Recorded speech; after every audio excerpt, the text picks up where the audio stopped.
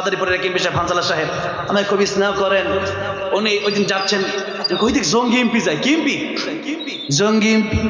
পাগড়ি মাথায় পাঞ্জাবি গায়ে দেখে যদি লোকে, উগ্রবাদী জঙ্গিবাদী বলে আমায় ডাকে। ঠিক কিনা? দুঃখের সীমা নাই, আমি কি করে বোঝাই, আলেমরা কেউ উগ্রবাদী জঙ্গিবাদী নয়। পাগড়ি মাথায় পাঞ্জাবি গায়ে দেখে যদি লোকে, উগ্রবাদী জঙ্গিবাদী বলে আমায় ডাকে। জঙ্গি কেন বলে? যে তারা জিহাদের কথা বলে। আর জিহাদের কথা কখন বলে? এই দেশের জন্য আর্মি, সেনাবাহিনী, এই পুলিশ, বিডিআর আছে না নাই, বিজিবি আছে না? কেন?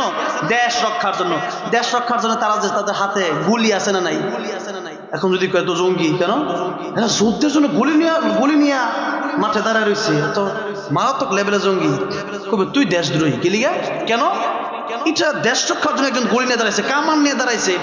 মিসাইল তো আমাদের দেশে মিসাইল নেই। কয়েকদিন আগে দেখছে নীল একটা মিসাইল 200 কয় কিলো বলে যাইব। ওরে বাবা রে বাবা, মিসাইলও বাইর করছে দেখলাম। মিসাইলও বলে আঙ্গুর দেশ আছে এক দুইটা। এটা তো নিজের দেশে ফিরেছে, মারলে ইন্ডিয়া মারবো, পড়বো কই? আঙ্গুর দেশে পড়বো, মারবো কই? ইন্ডিয়া পড়বো কই? আঙ্গুর দেশ। এই হলো মিসাইল। এই মিসাইলও দেশ আছে। এটা আমার দেখাইছে, কয়েকদিন প্রদর্শনী হয়েছে। এখন প্রদর্শনী হয়েছে এই মিসাইল, খুব মানছে, খুব হাসি ঠাট্টা করলো যে আরে মিসাইল দেশের মিসাইল। এই যে মিসাইল দেখাইলো, এই যে বুলেট কামান দেখাইলো। এখন আমি যদি বলি সরকার জঙ্গি, আমারা কি বলবে? তুমি দেশদ্রোহী। তুমি কথাটা বললা কি? দেশ রক্ষার জন্য সেনাবাহিনীর প্রয়োজন আছে, বিডিআর এর প্রয়োজন আছে, বিজিবির প্রয়োজন আছে, পুলিশের প্রয়োজন আছে, র্যাবের প্রয়োজন আছে। ঠিক তেমনি ভাবে আমার দেশের চেয়ে, আমার কোরআন প্রিয়, দেশের চেয়ে ইসলাম প্রিয়, দেশের চেয়ে আমার কাছে কোটি কোটি কোটি গুণ বেশি আল্লাহ আল্লাহ রাসূল প্রিয়।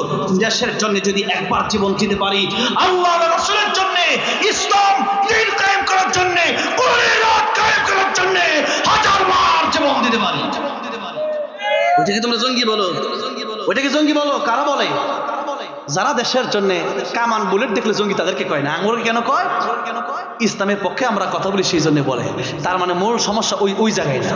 এগুলোর নাম একটা লাগাই দিচ্ছে, জাকার জঙ্গি বলো বেশি বেশি। কিন্তু এগুলা বইলা আমাদেরকে দমায় রাখা যাবে না। আমরা আমার নবীর সুন্নাত অনুসরণ করি।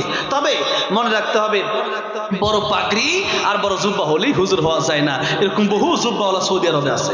কোথায় আছে? সৌদি আরবে আছে। আপনি গেলে দেখতে পারবেন এদের যে কত তামাশা। এদের কত কি তামাশা কারে বলে? জুব্বা পরে ড্যান্স মারে। জুব্বা পরে কি মারে? ড্যান্স মারে। বিয়াতে গেলে ওরে বাবা নাইস কারে কয় এই সব জুব্বাওয়ালা। আবার রবীন্দ্রনাথ ঠাকুরের দাড়ি আসলে কি আসছিল না? হ্যাঁ, একবার দাড়িমুছ কইটা মুড়ি কেমনে খাইতে আল্লাহ জানে। দাড়িমুছ ছিল, দাড়িমুছ ছিল। এখন কথা হচ্ছে যে আপনি দাড়ি রাখলেন অনেক বড়, যুববর্ণ অনেক বড়, কিন্তু আপনি কোরআনের সমস্ত বিধিবিধানগুলো মানেন না। আপনার মন চাইলে মানেন, মন চাইলে মানেন না। মন চাইলে জুমা পড়েন, মন চাইলে ফজর পড়েন না। এটা কি আপনি প্রকৃত আল্লাহর গোলাম হইতে পারলেন? প্রকৃত আল্লাহর গোলাম হইতে পারলেন না। ভাইরা, বাবাজিরা, যেই কথা বলছিলাম সেটা হচ্ছে পরকালীন